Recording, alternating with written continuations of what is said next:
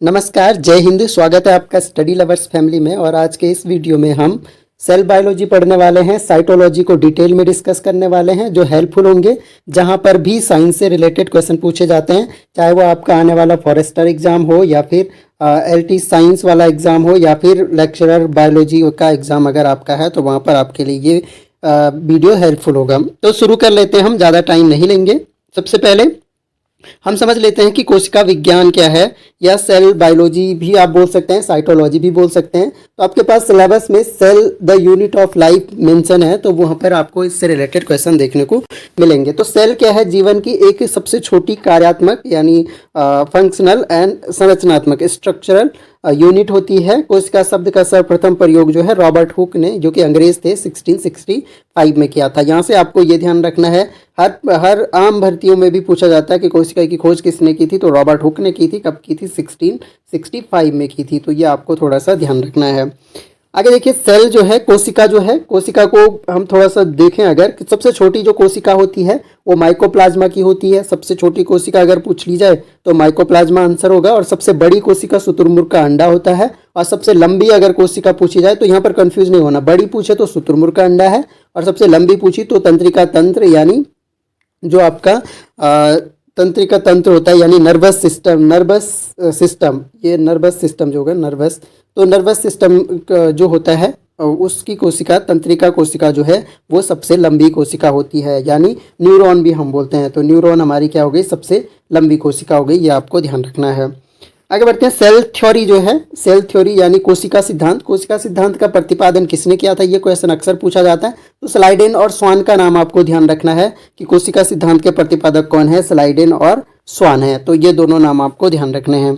अब हम कोशिका को विभाजित करते हैं दो वर्गों में। दो तरह की कोशिकाएं हम पढ़ते हैं, एक तो प्रोकैरियोटिक कोशिका और दूसरा यूकैरियोटिक कोशिका।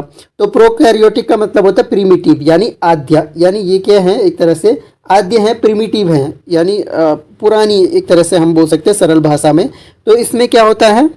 होती हैं प्रिमिटिव, यानी ये पूर्ण विकसित नहीं होती हैं। जबकि यूकैरियोटिक कोशिका की बात करें तो ये पूर्ण विकसित कोशिकाएं होती हैं। तो जैसे अगर हमारी कोशिका की बात करें तो हमारी कोशिका किस वर्ग में आएगी? यूकैरियोटिक कोशिका के वर्ग में आएगी। तो थोड़ा सा समझ लेते हैं। तो आद्य कोशिका या प्रिमिटिव टाइप ऑफ सेल इन्हें हम कहेंगे, और यूकैरियोटिक जो है ये क्या है? पूर्ण विकसित कोशिका है। दोनों में अंतर थोड़ा सा समझ लेते हैं कि प्रोकैरियोटिक कोशिका में क्या होता है? हिस्टोन प्रोटीन अनुपस्थित होता है। तो हिस्टोन प्रोटीन अनुपस्थित होता है। क्वेश्चन यहीं से बनते हैं, सेल से जो क्वेश्चन बनेंगे वो यहीं से बनेंगे, यूकैरियोटिक प्रोकैरियोटिक सेल से बनेंगे या फिर सेल डिवीजन से बन जाएगा। तो यहाँ पर ये समझना है कि हिस्टोन प्रोटीन अनुपस्थित होता है प्रोकैरियोटिक में, यानी ये पूर्ण विकसित नहीं है, पूर्ण केंद्रक इनमें विकसित नहीं होता है। यानी एक तरह से अल्प विकसित कोशिकाओं को आप प्रोकैरियोटिक कोशिकाएं कहेंगे, और जो पूर्ण रूप से विकसित हैं वो यूकैरियोटिक सेल्स हो जाएगी। तो इनमें हिस्टोन प्रोटीन अनुपस्थित होता है, यूकैरियोटिक में हिस्टोन प्रोटीन प्रेजेंट होता है, यानी उपस्थित होता है। ऐसे ही यहाँ केंद्रक अनुपस्थित होता है, और यहाँ वेल डेवलप्ड यानी पूर्ण विकसित न्यूक्लियस होता है। तो विकसित एक तरह से क्या होता है? हमारा केंद्रक जो होता है पूर्ण विकसित होता है यहाँ पर।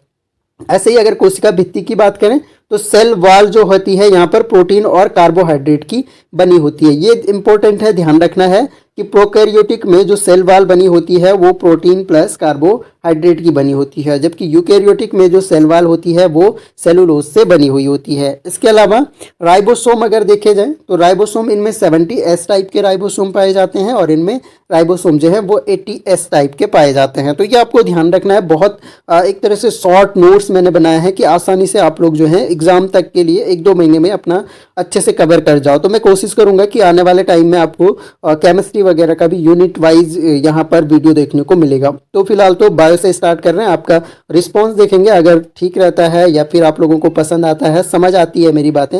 मेन ये है कि आप लोगों को अगर समझ आता है, लगता है कि आसान है, कुछ चीज़ें पल्ले पड़ रही हैं या आप कर लोगे तो ही कंटिन्यू करेंगे। आपको लगेगा कि ठीक नहीं है तो कमेंट बॉक्स में ज़रूर लिख दें कि कंटिन्यू रखना है या नहीं।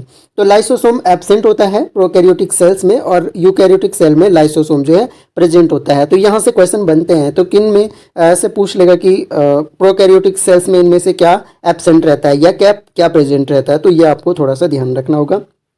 डीएनए जो होता है यहाँ पर सिंगल स्टैंडर्ड होता है, यानी अगुणित डीएनए होता है। तो यहाँ पर अगुणित डीएनए होता है और यहाँ पर डबल स्टैंडर्ड होता है, द्विगुणित होता है, तो ये ध्यान रखना है। और यहाँ प्रकाश संश्लेषण जो होता है वो थैलेकॉइड द्वारा होती है, थैलेकॉइड जैसी संरचनाएं उसमें पाई जाती हैं। और यहाँ तो आपका ये वेल डेवलप्ड प्लांट्स में एक तरह से पाया जाता है, तो क्लोरोप्लास्ट द्वारा प्रकाश संश्लेषण की क्रिया होती है। तो ये आपको थोड़ा सा ध्यान रखना है। आगे बढ़ते हैं। आगे जो है दूसरा जो पॉइंट है इसमें, एक तो गोल्जी का है, केंद्रक झिल्ली, सेंट्रियोल और माइटोकॉन्ड्रिया इंपॉर्टेंट है प्रोकैरियोटिक सेल में। तो प्रोकैरियोटिक सेल की अगर बात की जाए तो प्रोकैरियोटिक सेल में गोल्जी का हो गया, केंद्रक झिल्ली हो गया, सेंट्रियोल हो गया, माइटोकॉन्ड्रिया हो गया, दीज आर नॉट प्रेजेंट, ये सारे उपस्थित नहीं होते हैं। और यहाँ क्या होते हैं, यूकैरियोटिक सेल में गोल्जी का, केंद्रक झिल्ली, सेंट्रियोल, माइटोकॉन्ड्रिया सभी प्रेजेंट भी होते हैं और वेल डेवलप्ड होते हैं, यानी पूर्ण विकसित भी होते हैं। तो ये इतनी बातें आपको सेल के बारे में यहाँ से ध्यान रखना है। थोड़ा सा स्ट्रक्चर देख लेते हैं फटाफट से। तो स्ट्रक्चर में यहाँ पर देखिए ये सेल का स्ट्रक्चर है और सेल में क्या क्या आपको देखने को मिलेगा। तो न्यूक्लियोलस यानी केंद्रिका, केंद्रिका देख सकते हैं यहाँ पर, ये केंद्रिका का बना हुआ है। ऐसे ही केंद्रक देखिए न्यूक्लियस, न्यूक्लियस ये हो गया आपका। क्रोमेटिन, क्रोमेटिन जो है आपकी धागे नुमा संरचना होती है बीच बीच में, क्रोमेटिन, क्रोमेटिन ही इनका नाम है। गोल्जी का है देखिए, गोल्जी एपरेटस, तो ये गोल्जी एपरेटस का सिंबल है यहाँ पर। ऐसे ही कोशिका कला, ये कोशिका कला है, और कोशिका भित्ति जो है बाहर वाली ये कोशिका भित्ति हो गई। ऐसे ही रिक्तिका, रिक्तिका यानी वैक्यूल, ये क्या होता है कि वह रिक्त स्थान होता है एक जगह पे, तो उसको रिक्तिका कहते हैं यहाँ पर। ऐसे ही माइटोकॉन्ड्रिया देख लीजिए, माइटोकॉन्ड्रिया हो गया, ये राइबोसोम हो गए आपके, राइबोसोम। ऐसे ही हरित लवक, ये क्लोरोप्लास्ट जो कि प्रकाश संश्लेषण में भाग लेता है। कोशिका द्रव्य जो है, कोशिका इसके बीच में जो द्रव्य भरा रहता है लिक्विड, वो कोशिका द्रव्य हो गया। और अंतःप्रदर्भी जालिका, एंडोप्लाज्मिक रेटिकुलम, तो एंडोप्लाज्मिक रेटिकुलम ये जो बाहर वाली जालिका है इसकी, ये एंडोप्लाज्मिक रेटिकुलम हो गया। तो थोड़ा सा स्ट्रक्चर अगर आप ध्यान में रखते हैं, दिमाग में रखते हैं, तो आसानी से आप ये समझ सकते हैं। तो ये यूकैरियोटिक एक तरह से प्लांट सेल है। तो आप यहाँ पर देख सकते हैं कि कोशिका कला सेल मेम्ब्रेन भी प्रेजेंट है, सेल वॉल भी प्रेजेंट है, गोल्जी एपरेटस भी प्रेजेंट है, क्रोमेटिन प्रेजेंट है, न्यूक्लियस प्रेजेंट है, न्यूक्लियोलस प्रेजेंट है। तो ये यूकैरियोटिक प्लांट सेल है जो कि एक वेल डेवलप्ड सेल है। तो उसमें क्या होता है, ये देखिए यहाँ पर एंडोप्लाज्मिक रेटिकुलम भी होता है, सेल साइटोप्लाज्म या कोशिका द्रव्य भी है, हरित लवक है, राइबोसोम है, माइटोकॉन्ड्रिया है। तो ये वेल डेवलप्ड है, तो सभी चीज़ें लगभग यहाँ पर उपस्थित रहती हैं। तो ये आपको ध्यान रखना है। अब थोड़ा सा अंतर देख लेते हैं हम animal cell and plant cell में। तो एनिमल सेल और प्लांट सेल में क्या अंतर होता है। अगर एनिमल सेल की बात करें यानी प्राणी कोशिका की बात करें तो सेल वॉल जो है अनुपस्थित होती है, हमारी सेल वॉल, कोशिका भित्ति नहीं होती है। ऐसे ही प्लांट्स की सेल वॉल जो है उपस्थित होती है, पौधों में कोशिका भित्ति उपस्थित होती है। केवल प्लाज्मा मेम्ब्रेन से घिरा होता है, यानी जो हमारे कवर्ड होता है वो केवल प्लाज्मा मेम्ब्रेन यानी प्लाज्मा झिल्ली से घिरा रहता है। और यहाँ पर प्लाज्मा मेम्ब्रेन के अतिरिक्त जो है सेल वॉल यानी कोशिका भित्ति भी रहती है। तो हमारा जो बॉडी है उसमें केवल प्लाज्मा मेम्ब्रेन है जंतु कोशिकाओं में, और प्लांट कोशिकाओं में क्या है कि सेल मेम्ब्रेन तो है ही, साथ में सेल वॉल भी है, बाहर से एक मोटी भित्ति भी है। अब देखिए इसमें क्लोरोप्लास्ट जो है, हरित लवक जो है प्राणी कोशिका में नहीं पाया जाता है और प्लांट कोशिका यानी पादप कोशिका में पाया जाता है, ये ध्यान रखना है। ऐसे ही सेंट्रोसोम और सेंट्रियोल्स यानी तारक काय जो होता है वो एनिमल सेल में, प्राणी कोशिका में उपस्थित होता है, जबकि प्लांट सेल में अनुपस्थित होता है। ये बात ध्यान रखनी इंपॉर्टेंट है, यहीं से क्वेश्चन बनते हैं। प्रमुख व बहुत जटिल गोल्जिकाय केंद्रक हैं। इसमें क्या होते हैं, प्रमुख और बहुत जटिल गोल्जिकाय केंद्रक होते हैं। यहाँ पर गोल्जी उपकरण जो गोल्जी अपैरेटस है कई छोटी इकाइयों से निर्मित होते हैं जिनको डिक्टियोसोम कहते हैं। यानी यहाँ पर जो गोल्जी अपैरेटस है वो डिक्टियोसोम से बने होते हैं जो कई छोटी इकाइयाँ होती हैं, जबकि यहाँ पर एनिमल सेल में क्या होता है, बहुत जटिल गोल्जिकाय केंद्रक होते हैं और प्रमुख होते हैं। ये बातें आपको ध्यान रखनी है। अब आगे बढ़ते हैं, यहाँ से आपके क्वेश्चन जरूर बनते हैं साइटोलॉजी के अंतर्गत यानी कोशिका विज्ञान के अंतर्गत जो महत्वपूर्ण खोजें हुई हैं उनके बारे में। तो आप कॉपी पेन लेकर बैठ सकते हैं या फिर आपको इसका PDF में टेलीग्राम पे दे दूंगा, टेलीग्राम ज्वाइन कर लीजिएगा, आपको लिंक जो है डिस्क्रिप्शन में मिल जाएगा। तो सबसे पहले न्यूक्लियस यानी केंद्रक की खोज जो है रॉबर्ट ब्राउन ने की थी 1833 में। तो इम्पोर्टेंट है, न्यूक्लियस की खोज रॉबर्ट ब्राउन के हो गया। प्रोटोप्लाज्म को हम जीव द्रव्य कहते हैं, कार्टी व डुजार्डिन इन्होंने की थी 1838 में। इंपॉर्टेंट है, जीव द्रव्य का सिद्धांत सूल्जे ने दिया था 1861 में। ऐसे गोल्जी अपैरेटस गोल्जी उपकरण की खोज जो है ये आसान है याद रखने के लिए, इन्हीं के नाम से कैमिलियो गोल्जी 1867 में इन्होंने खोज करी थी। ऐसे क्रोमोसोम क्रोमोसोम की खोज जो है वो वाल्डेयर ने करी थी 1888 में, इंपॉर्टेंट है। राइबोसोम पेलाडे ने करी थी 1955 में। ऐसे ही लाइसोसोम, जिसको हम जो है आत्मघाती थैली भी कहते हैं, तो डी दुबे ने 1957 में। माइटोकॉन्ड्रिया की खोज बेंडा ने करी थी 1850 में, नाम दिया था बेंडा ने। ऐसे ही जीन शब्द का प्रतिपादन जो है जॉनसन ने 1909 में। जंपिंग जीन की खोज मैक क्लिंटॉफ, ये आपको ध्यान रखना है, जंपिंग जीन की खोज जो है मैक क्लिंटॉफ ने की थी। ऐसे ही जेनेटिक कोड की खोज जो है हरगोबिंद खुराना ने की थी। समसूत्री विभाजन की खोज वाल्टर फ्लेमिंग ने, और अर्धसूत्री विभाजन की खोज फार्मर तथा मूरे ने की थी। तो ये खोजें जो हैं ये आप कहीं पर एक चार्ट बना के रख लीजिए, यहाँ से आपके क्वेश्चन जरूर बनते हैं। तो इनसे एक आध क्वेश्चन बन सकता है, तो इसका चार्ट बना के आप अपने पास रख सकते हैं, बार बार देखोगे तो याद हो जाएगा।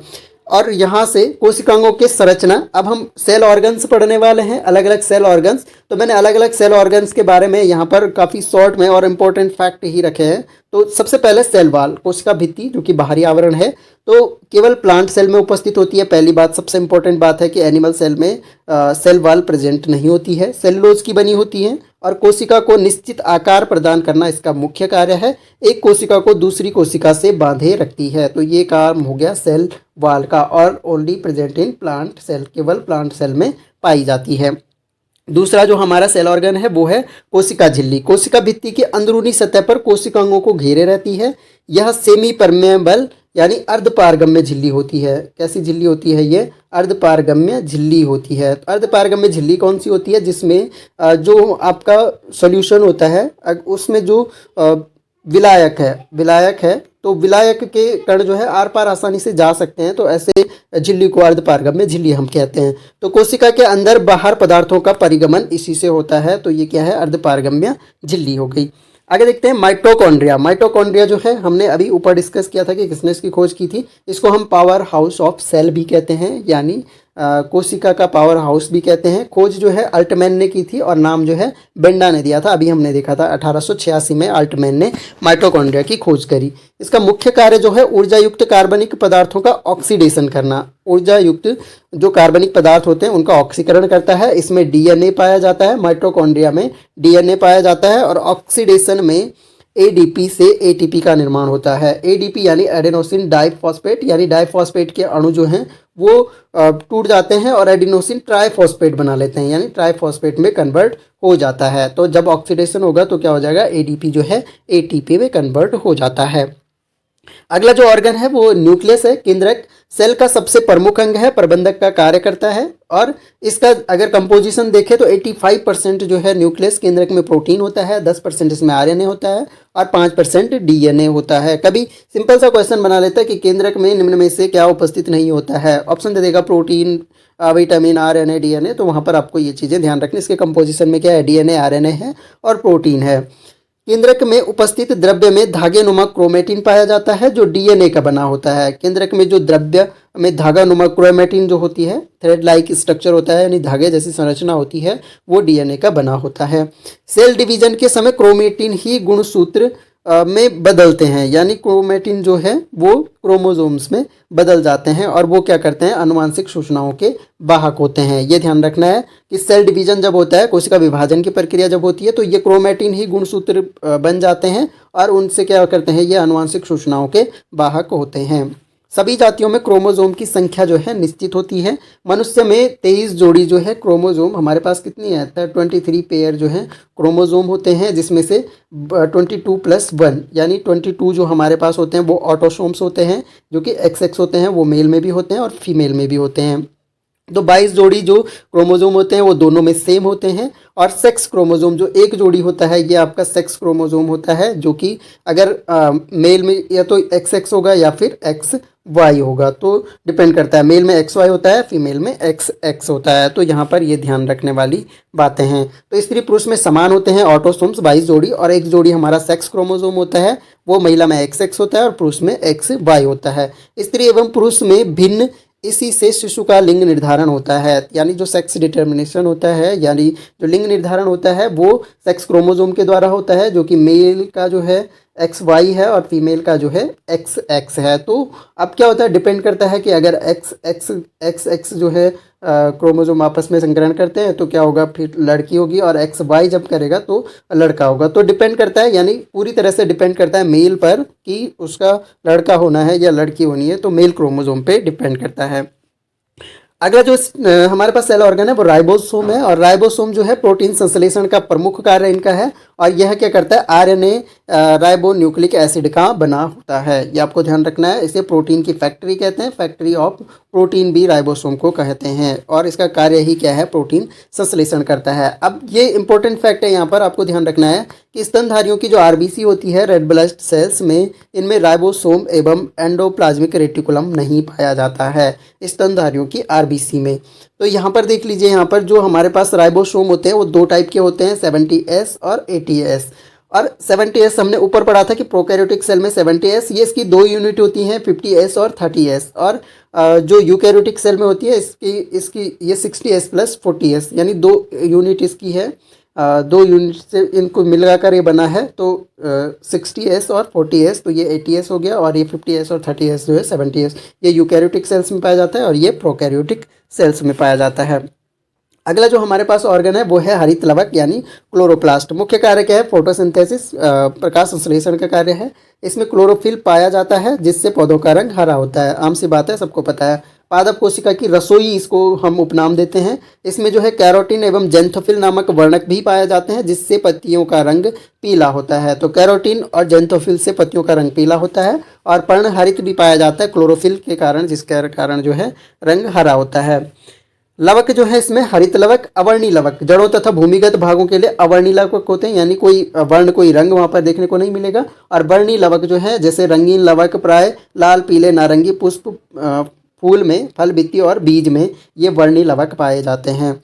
और ये कहाँ होता है, डीएनए पाया जाता है इसमें, हरित लवक में डीएनए पाया जाता है, अर्थात द्विगुणन की क्षमता होती है। तो ये यहाँ पर देख सकते हैं आप लोग, ये क्लोरोप्लास्ट का स्ट्रक्चर है। क्लोरोप्लास्ट में क्या क्या होते हैं, थोड़ा सा ये ध्यान रख सकते हैं यहाँ पर। तो ये स्ट्रक्चर है क्लोरोप्लास्ट का। ये ग्रेनम है, इसके ग्रेनम होते हैं, ये स्ट्रोमा होते हैं, स्ट्रोमा एक संरचना यहाँ पे होती है। और ये जो धागे नुमा संरचना इधर से, ये थैलाकॉइड होता है, ये लैमिला हो गया, और ये इनर मेम्ब्रेन यानी आंतरिक जो झिल्ली है ये इनर मेम्ब्रेन है, और ये बाहर वाली जो है आउटर मेम्ब्रेन होती है। तो ये ग्रेनम और स्ट्रोमा जो है इसके ध्यान रखना है आपको। ऐसे यहाँ पर कुछ इंपॉर्टेंट देख सकते हैं, टमाटर का रंग लाइकोपीन के कारण होता है, गाजर का कैरोटीन के कारण होता है, और चुकंदर का जो रेड कलर होता है वो विटामिन के कारण होता है। तो ये आपको ध्यान रखना है, यहाँ से छोटे छोटे क्वेश्चन बन जाते हैं, कन्फ्यूजन वाले होते हैं। गाजर का कैरोटीन हो गया, चुकंदर का विटामिन हो गया, और टमाटर का लाइकोपीन हो गया। अगला देखिए लाइसोसोम। लाइसोसोम के बारे में पढ़ लेते हैं। इसको हम कोशिका की आत्मघाती थैली, सुसाइडल बैग भी कहते हैं एक तरह से। तो कोशिका की आत्मघाती थैली हम इसे कहते हैं। सूक्ष्म होता है, गोल होता है, एकहरी झिल्ली से घिरी थैली है। इसका सबसे प्रमुख कार्य बाहरी पदार्थों का भक्षण एवं पाचन करना है। तो जो बाहरी पदार्थ होते हैं उनका भक्षण और पाचन करना जो है लाइसोसोम के कार्य होता है। इसमें 24 प्रकार के एंजाइम पाए जाते हैं। अब देखिए अदर कुछ इंपॉर्टेंट फैक्ट यहाँ पर हम देख लेते हैं, अन्य महत्वपूर्ण तथ्य हम देख ले रहे हैं। ऑफियोग्लोसम रेटिकुलेंटम। ऑफियोग्लोसम रेटिकुलेंटम क्या है, एक पौधा है, फर्न की प्रजाति है। ये क्या है, सर्वाधिक संख्या में इसमें क्या होते हैं, गुणसूत्र पाए जाते हैं, लगभग 630 पेयर। जो हमारे पास केवल 22+1 पेयर हैं वो ऑफियोग्लोसम रेटिकुलेंटम जो है, इसमें क्या है 630 पेयर्स जो हैं क्रोमोसोम होते हैं सबसे ज़्यादा। सबसे छोटा कोशिकांग जो हमारा है वो राइबोसोम होता है, ये ध्यान रखना है आपको।